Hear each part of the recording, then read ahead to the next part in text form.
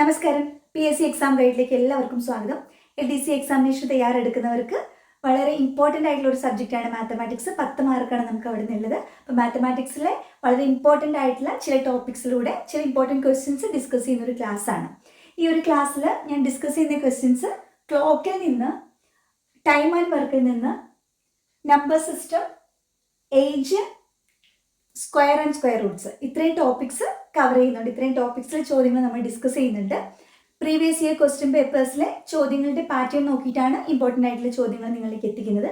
അതുകൊണ്ട് തന്നെ മുഴുവൻ നിങ്ങൾ കാണുക. കണ്ടിട്ട് നിങ്ങൾക്ക് ഇത് ചെയ്യാൻ പറ്റുന്നുണ്ടോ എന്നുള്ള വീഡിയോ പോസ്റ്റ് ചെയ്തിട്ട് നിങ്ങൾ ആൻസർ ചെയ്ത് നോക്കൂ. എന്നിട്ട് ഞാൻ ചെയ്യുന്ന ആൻസർ കറക്റ്റ് ആണോ നോക്കുക. അറിയുന്നതാണ്, നിങ്ങൾക്ക് ചെയ്യാൻ പറ്റുന്നതാണെന്നുണ്ടെങ്കിൽ നിങ്ങൾക്കൊരു കോൺഫിഡൻസ് ആണ്. നിങ്ങൾക്ക് അറിയാത്തതാണെന്നുണ്ടെങ്കിൽ നിങ്ങൾക്കൊരു റിവിഷൻ ആകും, അല്ലെങ്കിൽ നിങ്ങൾക്ക് ഒന്നുകൂടെ പഠിക്കാം. ഓക്കെ, അപ്പം നമുക്ക് നോക്കാം. ആദ്യത്തെ ചോദ്യം, 5⁻60 - 3⁻60 എന്ന സംഖ്യയെ നിശേഷം ഹരിക്കാൻ കഴിയുന്ന സംഖ്യ ഏത്? ഇതാണ് ചോദ്യം. 5⁻60 - 3⁻60 എന്ന സംഖ്യയെ നിശേഷം ഹരിക്കാൻ കഴിയുന്ന മറ്റൊരു സംഖ്യ ഓപ്ഷനിൽ നിന്ന് നമ്മൾ കണ്ടുപിടിക്കാനാണ്. സിമ്പിൾ ആയിട്ടുള്ള ഒരു മെത്തേഡിലൂടെ നമുക്കിത് കണ്ടുപിടിക്കാം. ആ മെത്തേഡ് ഇത്രയേ ഉള്ളൂ. ഇങ്ങനൊരു ചോദ്യം തന്നാൽ നിങ്ങൾ നോക്കുക, a⁻n - b⁻n എന്നൊരു പാറ്റേണിലാണ് ഇത് എഴുതിയിട്ടുള്ളത്. കാരണം ഇവിടെ പവർ രണ്ടിടത്തും 60 അല്ലേ. അപ്പോൾ a⁻n 5⁻60 നമ്മൾക്ക് a⁻n എന്ന് റെപ്രസെന്റ് ചെയ്യാം അല്ലേ. a⁻n 5 ഇവിടുത്തെ a, 60 n ആയിട്ട് റെപ്രസെന്റ് ചെയ്യാം. അങ്ങനെയാണെങ്കിൽ 3⁻60 നമുക്ക് എങ്ങനെ എഴുതാം? ഈ 60 ഈ 60 സെയിം ആണ്. പവർ n തന്നെ. 5 നമ്മൾ a എന്ന് കൊടുത്താൽ 3 വേറെ സംഖ്യ നമുക്ക് b എന്ന് കൊടുക്കാം. അപ്പം 5⁻60 ഞാൻ a⁻n എന്ന് എഴുതി, 3⁻60 b⁻n എഴുതി. നമ്മുടെ ചോദ്യം എന്താ? 5⁻60 - 3⁻60. അതായത് this minus this, a⁻n - b⁻n. ഇങ്ങനെയാണ് കിടക്കുന്നത്. a⁻n - b⁻n എന്നാണ് സംഖ്യ എന്നുണ്ടെങ്കിൽ അതിന് നിശേഷം ഹരിക്കാൻ കഴിയുന്ന വേറൊരു സംഖ്യ എന്ന് പറഞ്ഞാൽ എന്താണ്? ജസ്റ്റ് a - b ആണ്. ഓക്കെ, a⁻n - b⁻n എന്ന് പറഞ്ഞു കഴിഞ്ഞാൽ അതിന് നിശേഷം ഹരിക്കാൻ പറ്റുന്ന സംഖ്യ എന്ന് പറഞ്ഞാൽ പവർ മാറ്റിയാൽ മതി, a - b ആയിരിക്കും. ഓക്കെ, അപ്പോൾ a - b എന്ന് പറഞ്ഞുകൂടെ a ഏതാണ്? a നമ്മൾ 5-നാണ് a എന്ന് കൊടുത്തേക്കണേ. അപ്പോൾ a - b എന്ന് പറഞ്ഞാൽ നമ്മൾ എന്തിനാ കൊടുത്തേ? 3-നാ കൊടുത്തേ. അപ്പോൾ 5⁻60 - 3⁻60 എന്ന സംഖ്യ നിശേഷം ഹരിക്കാൻ കഴിയുന്ന സംഖ്യ ഏതാണ്? അത് 2 ആണ്. ഇത്രയേ ഉള്ളൂ. a⁻n - b⁻n എന്നൊരു ഫോർമാറ്റിലാണെങ്കിൽ അതിന് നിശേഷം ഹരിക്കാൻ കഴിയുന്ന ഒരു സംഖ്യ എന്ന് പറഞ്ഞാൽ a - b ആയിരിക്കും. അപ്പോൾ നമുക്ക് പെന്നും പേപ്പറും ഒന്നും ഇല്ലാണ്ട് നമുക്ക് ചോദ്യം നോക്കി ഉത്തരം പറഞ്ഞാലോ? ഇത് കാണുമ്പോൾ നിങ്ങൾ വിചാരിക്കണം a⁻n - b⁻n ആണ്. കാരണം രണ്ടിടത്തും പവർ സെയിം ആണ്. എന്ന് കൊടുത്താൽ a⁻n - b⁻n ആണ്. അതിനെ ഹരിക്കാൻ പറ്റുന്ന സംഖ്യ ഏതാണ്? a - b ആണ്. അപ്പോൾ 5 - 3 ആൻസർ 2. പെന്നും പേപ്പറും ഇല്ലാണ്ട് ചോദ്യം നോക്കി. ഇതേപോലെ ഇനിയൊരു ചോദ്യം വന്നാൽ, ഫോർ എക്സാമ്പിൾ ഇപ്പോൾ 8⁻40 - 3⁻40 എന്താണ്? a⁻n - b⁻n. നമുക്ക് നോക്കി ഉത്തരം പറയാം. എന്താ? 8 - 3 5 ആണ് ഉത്തരം അല്ലേ. ഇങ്ങനത്തെ ഏത് ചോദ്യം വന്നാലും a - b എന്ന് ചെയ്താൽ മതി. ഈ ഒരു കണ്ടീഷനിലായിരിക്കണം. a⁻n - b⁻n എന്നുള്ള ഒരു ഫോർമാറ്റിലായിരിക്കണം. അത് പവർ സെയിം ആയിരിക്കണം. അത് ഓക്കെ ആണല്ലോ. അടുത്ത ചോദ്യം, വേണുവിന്റെ വയസ്സ് 18, മോഹന്റെ വയസ്സ് 6. എത്ര വർഷം കഴിഞ്ഞാൽ വേണുവിന്റെ വയസ്സ് മോഹന്റെ വയസ്സിന്റെ ഇരട്ടിയാകും? അപ്പം ഇങ്ങനെ ഒരു ഏജ് പ്രോബ്ലം വന്നു കഴിഞ്ഞാൽ, ഇപ്പോൾ ഒരാളുടെ വയസ്സ് ഇത്ര, അടുത്തയാളുടെ വയസ്സ് ഇത്ര, എത്ര വർഷം കഴിഞ്ഞാൽ ഇയാളുടെ വയസ്സ് അടുത്തയാളുടെ വയസ്സിന് ഇരട്ടിയാകും എന്നൊക്കെ ചോദിച്ചാൽ നോർമലി നമ്മൾ ചെയ്യുന്ന ഒരു മെത്തേഡ്, ഒരാളുടെ വയസ്സ് നമ്മൾ x എന്ന് എടുക്കും. അപ്പോൾ മറ്റേയാളുടെ വയസ്സ് ഇരട്ടി എന്ന് പറയുമ്പോൾ 2x എന്ന് എടുക്കും അല്ലേ.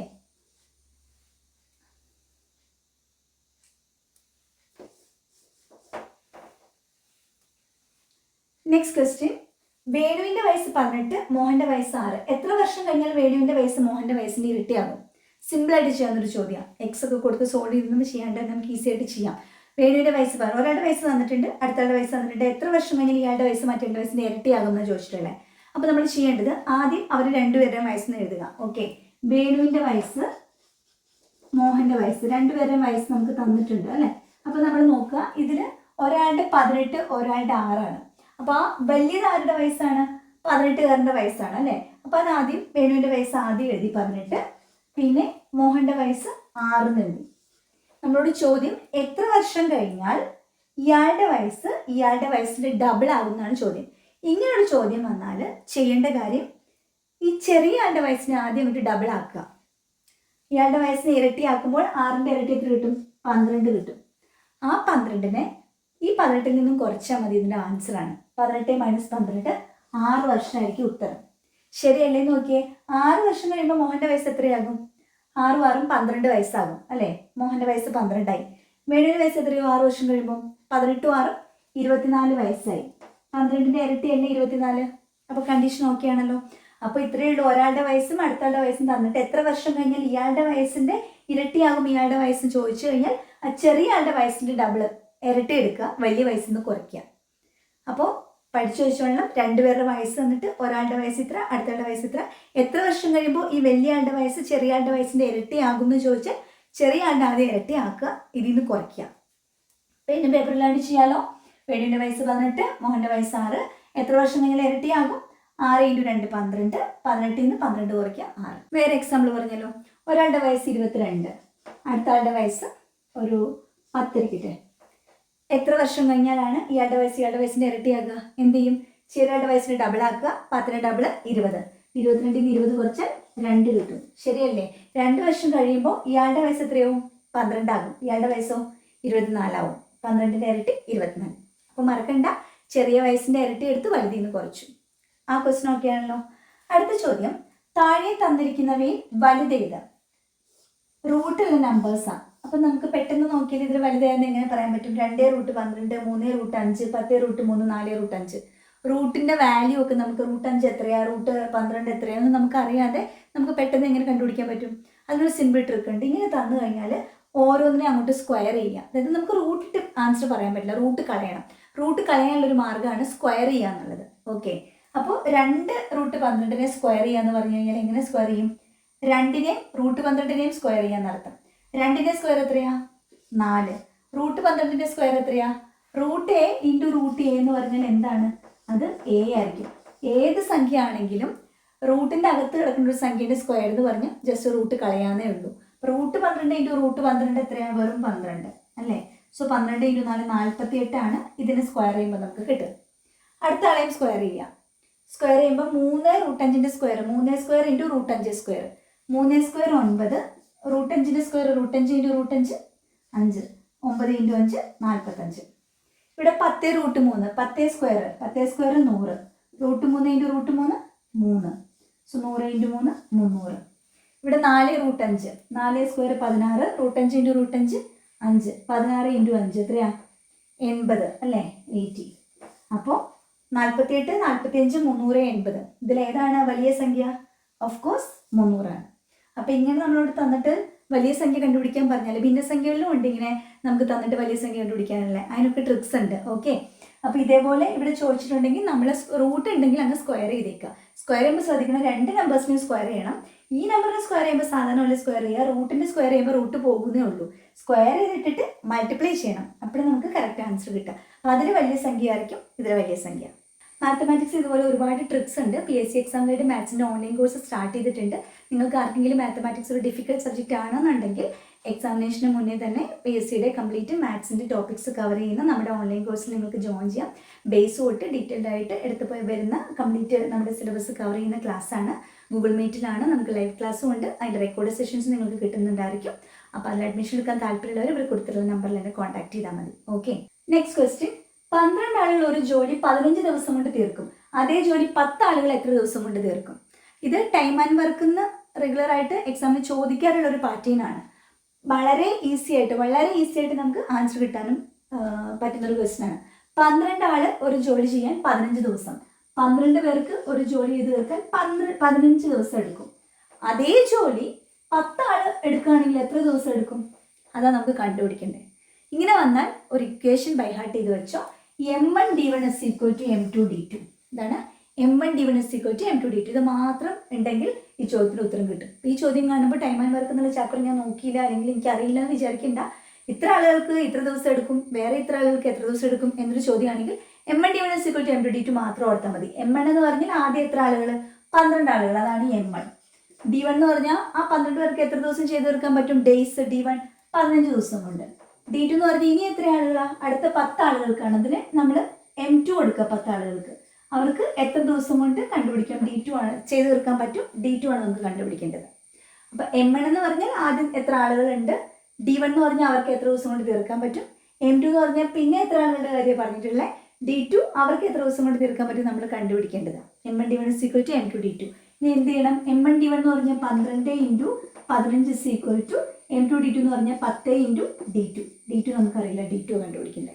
So 12 into 15 equal to 10 into D2. അപ്പോൾ D2 എങ്ങനെ കണ്ടുപിടിക്കും?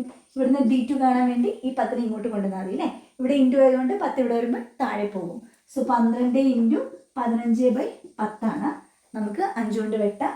5 3 15, 5 2 10, 2 12 6 പ്രാവശ്യം, 6 ഇൻറ്റു 3 18 ആണ് ആൻസർ. അപ്പോൾ 12 ആളുകൾക്ക് 15 ദിവസം കൊണ്ട് ചെയ്തു തീർക്കാൻ പറ്റുന്ന ജോലി 10 ആളുകളായിട്ട് കുറച്ചപ്പോൾ എത്ര ദിവസം കൂടി? 18 ദിവസം കൂടി അല്ലേ. 12 പേരുണ്ടായിരുന്നപ്പോൾ അവർ 15 ദിവസം കൊണ്ട് തീർക്കുമായിരുന്നു. ആളുകളുടെ എണ്ണം കുറച്ചപ്പോൾ ദിവസം കൂടി.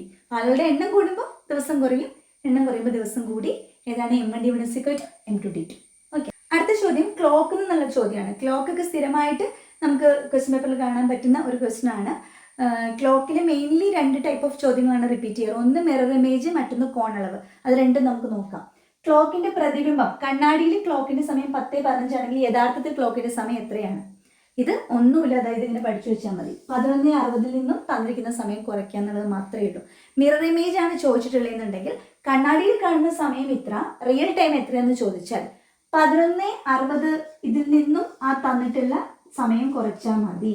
ഓക്കെ, പിന്നെ ഒരു കാര്യമുണ്ട്, നമ്മുടെ മിറർ ഇമേജ് എന്ന് പറഞ്ഞാൽ നമുക്ക് തരുന്ന സമയം 12 മണിക്ക് ശേഷമുള്ളൊരു സമയവും 12 മണിക്ക് ശേഷം 1 മണിക്കുള്ളിലുള്ളൊരു സമയമാണെങ്കിൽ ഈ 11:60 പകരം 23:60 ആക്കിയിട്ട് അതിൽ നിന്ന് കുറയ്ക്കണം. അത് മാത്രം ശ്രദ്ധിച്ചാൽ മതി.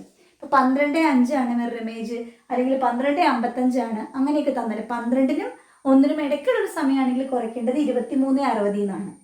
അല്ലാത്ത ഏത് സമയം തന്നാലും 11:60 നിന്നും തന്നിരിക്കുന്ന സമയം കുറയ്ക്കുക. 11:60 മൈനസ് 10 15. അപ്പോൾ എത്ര കിട്ടും?